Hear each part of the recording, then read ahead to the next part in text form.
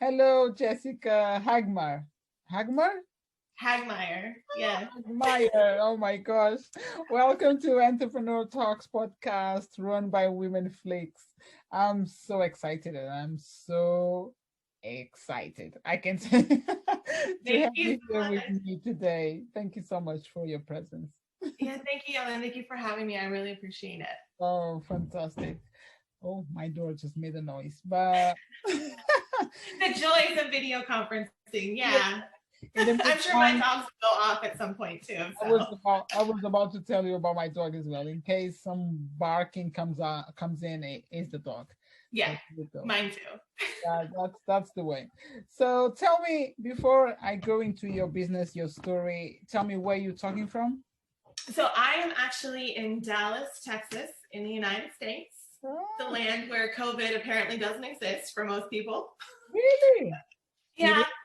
Oh, it's not taken super seriously here. I mean, we know that it's here. I take it seriously. mm, But Texas is kind of, if you were American and you knew the context, you would understand why Texas just doesn't really care oh, about COVID. really? Okay, okay. If they don't care about and it's nothing happening to people, that's really good.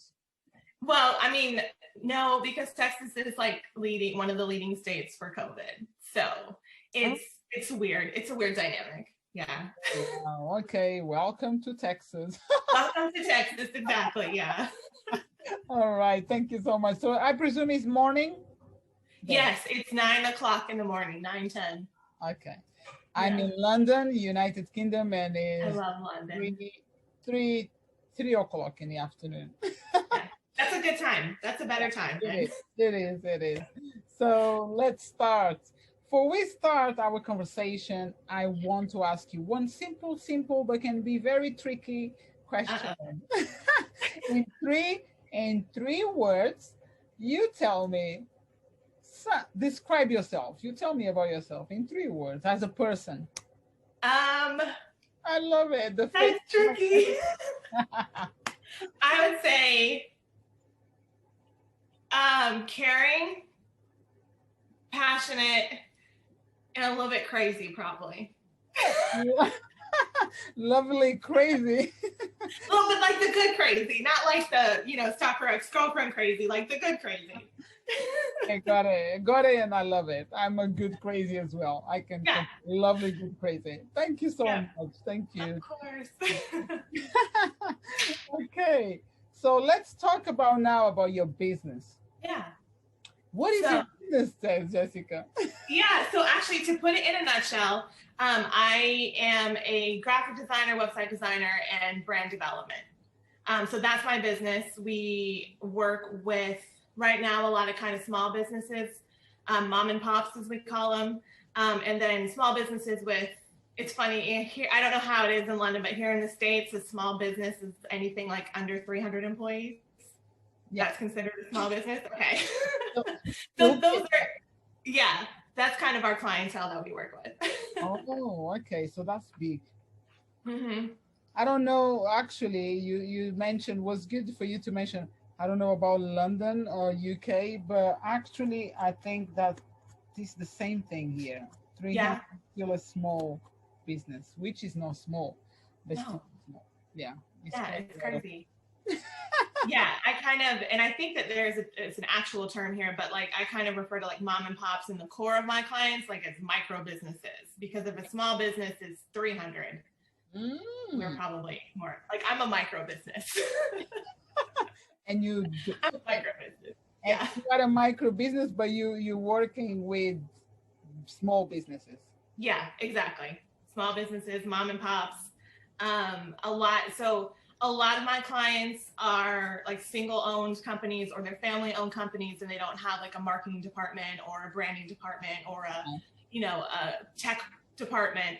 And then I do work with other companies that, I have to kind of work within all of those silos and all of those systems. So Yeah. long and short of it, that's what it is. Yeah.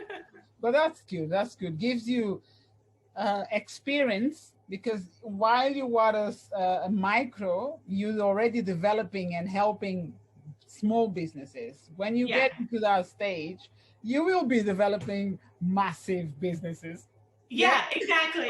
But then it also makes it question, like, do I really want to get that big? Like, do I want to deal with all the different apartments and all of that stuff? Yeah, Yeah, you got to kind of soul search with that. I'm not sure if I want to that's deal with true. 300 employees. Yeah, that's true. That's true. Yeah. Because right now it's interesting. This conversation is taking me to Amazon Prime, which is like Netflix and so on. So Yeah. I'm watching a series called The Battle Up. It's three girls in a company. It's Uh-huh. like business. They are social media strategies. It's really good stuff. And I'm Uh-huh. like, yesterday I found myself asking, do I want my company be that biggest? Like that the big? Because I'm like, I'm not sure. So it's on my mind right now. This like since yesterday, Yeah. thinking about if I want to grow that much. Exactly. Because It, I think like a lot of why I started my business versus like, because I was in corporate America for a long time doing like sales and marketing. right. And so a lot of why I started my business was because I wanted more freedom and more autonomy to like dictate what I'm doing, when I'm doing it, the level of success that I have. And, it's a little bit of a fantasy because we're never completely in control of everything. But when you start adding, 10 to 20 to 30 to 40 to 300 employees, that freedom that we seek as entrepreneurs tends to evaporate. So Yeah, it is true. But at the same time, I think like if that happens to my company, I will need I'm going to be prepared because yeah, I'm experiencing different levels of number of like different levels of the my own business, like being sure. a small and a micro and then a small and then a massive. I think Yeah, we will be able, if that happens to us, we will be able to really handle things in a good way, I believe. yeah. So Yeah, and I think that's like the importance of not growing too quickly. Like if you go from 5 to 300 employees, that would probably be insane. But 5 to 10 to 15 to, yeah, that gradual increase, I think it is a lot easier you're to right. take on. And right now, thank you, Jessica. Right now, how many people works with you? uh 4 to 5 because I work with part-timers and contractors. Yeah. So I have 4 to 5 at any given time, and we Yeah. kind of have a nice little round team. More five and it's 10. You see, darling. I'm kind of on the way to 10. I'm already on the way to that next threshold. Oh We don't realize and we're gonna get on the 100. no. Yeah. I know. Like it's so quick, you don't even think about it. Yeah, I that's don't even right. realize So, it. so then you just, so getting back to your business, so you started your business as a website developer and graphic designer, and when was that? So I started, I'm actually self-taught. So way back in 2007, I believe, I was bored at work one day. And so I decided to start a magazine. And I knew absolutely nothing about magazines. I had no money. And I couldn't afford to pay anybody to do what I didn't know how to do. So I had to teach myself. So that's how I started learning graphic design and website design. Oh, So I had that magazine for about 5 to 6 years, and it was pretty successful. We won like a regional award, but I ultimately kind of let it go for various reasons, and I went back to corporate America. So this venture I started in 2000, pretty much 2018, because I was working for a cybersecurity startup, and they just decided kind of right before Thanksgiving that they didn't want to be in business anymore. oh, So yeah, so I knew at that point, like I didn't want to go back to corporate America and kind of keep playing the same game that I'd been playing. So I took like a month and a half to figure out what I really wanted to do. I decided that I still am trying to figure out what I want to be when I grow up. So I haven't quite got there, but I knew I at least had the experience doing graphic design and website design, so I could use that to pay my bills. And so I started as a freelancer in 2019. By the end of August, I actually made it an official business. Oh, wow. And then hired my first employees in February of 2020. And then COVID hit here in the States in like March of 2020. So it's been an interesting ride. But you're still building up, right? You Oh still, yeah, we are. That's There was probably about 3 to 6 months that things got really, really tight. And now we're at the point that we're definitely growing. And I'm looking for, because to this point had been like my sole source of income and all of my financial, yes. Everything, like I'm a single mom, so my bills are not, the cheapest. So we're in the process of growing, and I'm actually kind of running into a new challenge in that I want to alleviate some of the pressure that's on the business to pay myself and pay my bills, so that I can actually put more resources back into the company, hire more people, and just continue to grow the business. So that's my new challenge for 2021. Woohoo! I'm excited for you, darling. I'm sure you're gonna make it, and you're gonna be successful on that. Yeah, that's the hope. That's you are brave, girl. You are brave. Thank you. Appreciate it. Really or crazy. Or crazy. Could go either way.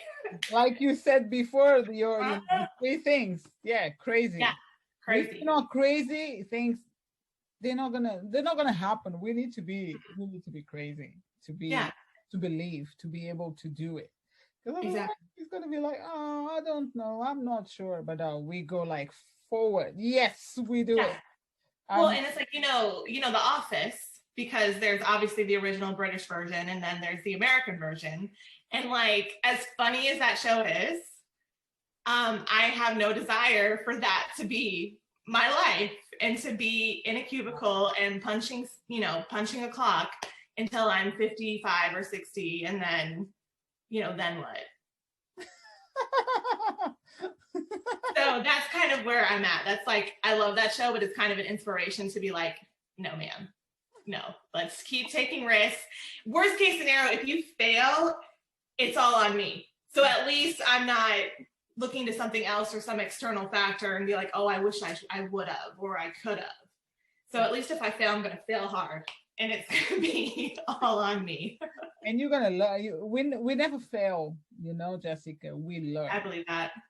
I believe that. So the failure doesn't exist. It's about learning process. Exactly. And then people just take the way they want. But for me, failure is earning. Actually, we're gonna earn something from that experience. Yeah, and I believe you have to fail to be successful, because if you are perfect or if you figure everything out, then like, where is there to go?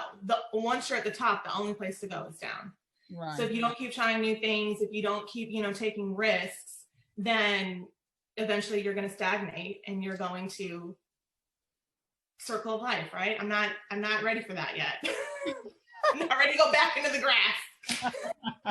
That's right. And how has been your experience as a mother, as an entrepreneur? How can you conciliate these things? Yeah, so the funny thing is I'll be 36 in 2 weeks, something like that. And I had my kid when I was 18. So I have been struggling and trying to be an entrepreneur basically since the day that he was born. So that's part of why I ended up going back to corporate America, because I just didn't have the resources or the wherewithal or even the experience and knowledge to be successful in my own business. Right. So I think it's always just been he and I. Like, I've raised him on my own since the day he was born. So it's all I know.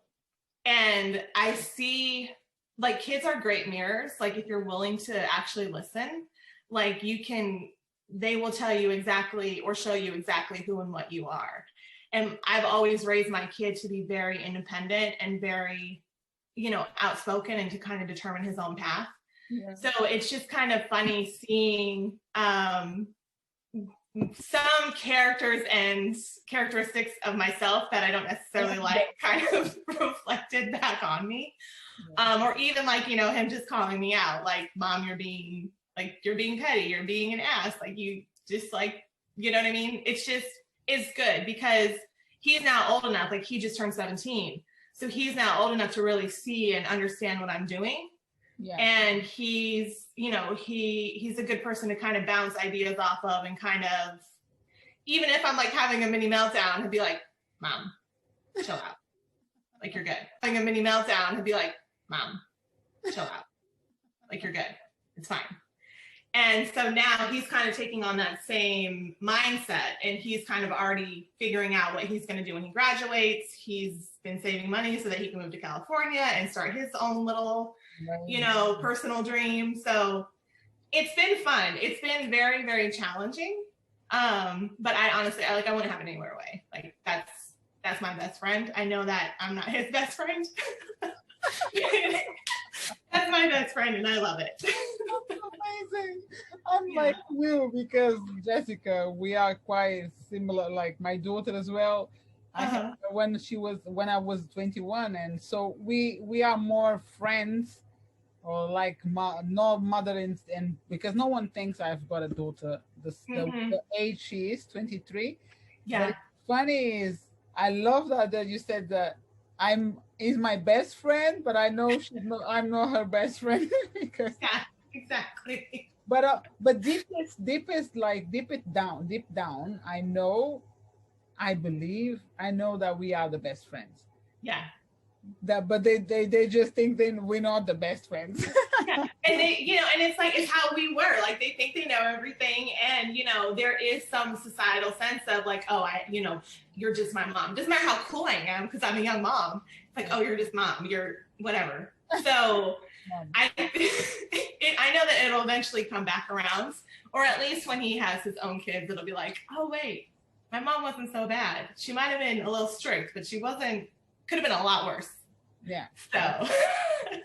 Well, there we go. A nice experience you having with your while running your business and having a child in your life, because they really make us balance things, right? And see the world in a different way. I don't know what I'm doing now with the business and like dropping.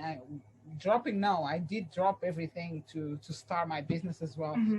And if I didn't have my daughter, I don't know if I would have the courage. Because they just make us see the world in a different way, and help me to think I can do this. I'm capable. I definitely believe she deserves more than exactly. I definitely believe that. And I also think it's like, we are in a position that like we can't fail, or even if we fail, we can't sit in it. We can't, feel sorry for ourselves, because at the end of the day, the light bill's due. He needs football cleats, or, whatever he needs for his computers. There's no option to feel sorry for ourselves. And if something didn't work out, oh, well, we use that information, we apply to the next thing, and we try something else, because nobody else is going to take care of it. Right. Yeah. Love it. I love to be a mom. I'm glad. I'm grateful for that. And it's really important as well that we understand when we are weak and we are strong, right? Yeah. Well, yeah. And I think it's kind of funny that you say that, because I was actually just had this kind of thought the other day, is especially as mothers, especially as, single parents or primary parents, we try to shield our kids almost from everything. We try to shield our kids like from our own weakness.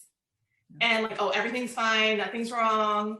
And, kind of looking at my son, it's like, in doing that, like, we're almost telling our kids that they should never tell us when something is wrong, that they should never feel or have emotion, or, even though we're trying to be strong, it's like we're restricting the ability for like a true connection. And so I've actually since 2020, because 2020 was very difficult for a lot of reasons, not just because of COVID. Mm-hmm. But I definitely was in one of my weaker years of my life, emotionally and mentally. And I don't know if it's just because he's a little older now, but I was just very honest with my son. And I was like, look, I know that I'm not being the best mom right now. I know that you don't deserve some of this. I know that things are not great right now, but X, Y, and Z is going on with me. And I acknowledge it, and I'm going to address it, and we're going to change it. Yeah. And so now I'm in that position where I'm addressing everything I said I was going to do. And so now he sees that in a different way. It's not that, oh, mommy was weak. It's like, oh, mom had to deal with real life stuff, and she's handling it like a boss. And I think it's just like, we can kind of show them different examples instead of always trying to shelter them from everything. Yeah. So sorry, that's probably a little off on the wrong direction. It's But not, because thought. so this is what make you the woman that you are, is making you the business woman you are, and having courage to step up, step out, or step up to, to build something for you. Because without our, there we go again, we are mothers. I'm a single mom as well, and without this strength that comes from them, this understanding, this weakness that we show to them, we couldn't make it. I don't believe like I couldn't, if I don't bend my knees and say, yes, I need your help, even if it's just to say, Mom, you're gonna be okay. It will. Yeah. Me. It will. Yeah. And it's one of the most amazing strengths that or places sorry, places of energy that I grab, that I get. There is no other place that I can get so much good energy if it's not from my daughter, from the universe, from God, Yeah. I believe. But my daughter is like, if she say, Mom, it's gonna be okay, I think it straight away heals most of my pain. Yeah. It's something like, it's beautiful, powerful. It is. And you know it's coming from a genuine place, because good or bad, like your kids, if you created an environment for your kids to be honest with you, like they're going to be honest with you. Yeah. So you know when he's like, when she or he is mad or angry, you know that it's genuine, it's not emotional. When they're like, Mom, no, you're a badass, you believe it. Yeah. You know, because they have no reason to lie to you. They have no reason to convolute a situation. So yeah, it's definitely a different source of energy and strength, for sure. It is, Jessica. Thank you for this, bringing this topic, because I don't know, I wasn't expecting to talk about our kids, but there we go. We are business women, but I want to make sure like we inspire people, not just to create your own business, but to make sure that you use the energies around. This is me talking. Use your energies around yourself, like your family, your son, when it comes to your close family, if you have kids, if not, but to make sure you really use that energy and embrace, and it will help us always to be more successful in anything. Absolutely. In anything. Absolutely. Yeah. Because it's really powerful, and there is no year that I can't remember that I don't say to, like, I don't feel grateful, because when I thought about, I want to have a girl, and God gave me a girl, and she's so amazing, and there is no year that I can't remember not to be grateful about it. Yeah. And this is powerful. Yeah. From the day one till I leave, till I stay here, I don't know for how long, but I will be always grateful.